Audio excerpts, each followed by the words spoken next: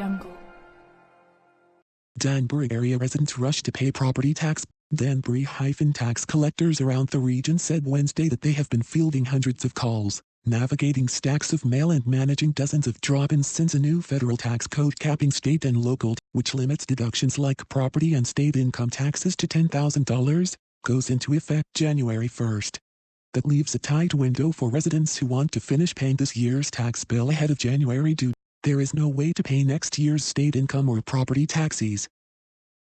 So this year's property taxes which ranged from $5,127 on average in part of Danbury to $12,823 in Ridgefield in 2015 became the focus for residents hoping to save some money, who then flooded tax collectors with questions and payments. We can't answer all the calls. That's payments for bills that go out next year will not be accepted, tax collectors said, because those bills statutorily you're really not authorized to collect that, said Danbury tax collector Scott Ferguson. There is no bill and nothing to pay.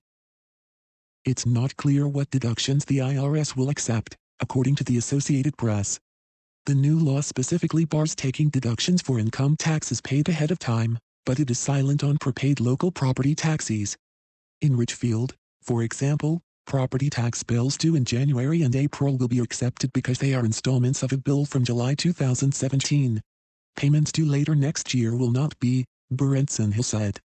Danbury, which also allows residents to pay their property taxes in quarterly installments, will also accept payments before due dates in January and April. Towns that accept 2 installments a year, such as Reading and New Milford, will allow the second half of this year's bill due next month to be paid now. We're authorized to collect the current grand list, but there is no authority to collect July 2018, said Reading tax collector Patricia Moisio. The collector's strategy falls in line with guidance from the Connecticut Tax Collectors Association, which Moisio said contended that accepting early payments for next year's bill would conflict with state law.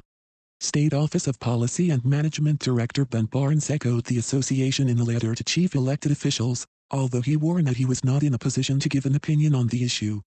He said because of differences between Connecticut and New York laws it would not be practical for Governor Dan L.P. Malloy to issue an executive order allowing more prepayments like Governor Andrew Cuomo did for his state Friday. Cuomo issued an emergency executive order authorizing local governments to immediately issue tax warrants for the collection of 2018 property tax payments. Barnes also said that paying off this year's police arrested a Danbury man on Monday accused of killing a Bethel woman in a May crash. Police say Frankie Macnear, 45, hit another car on Shelter Rock Road, killing 85-year-old Hannelore Hillebrand. Both drivers were sent to Danbury Hospital after the May 25 crash. After an investigation, Macnear was charged with manslaughter in the second degree. Insurance coverage fails minimum requirements. After an Please subscribe, comments, like and share.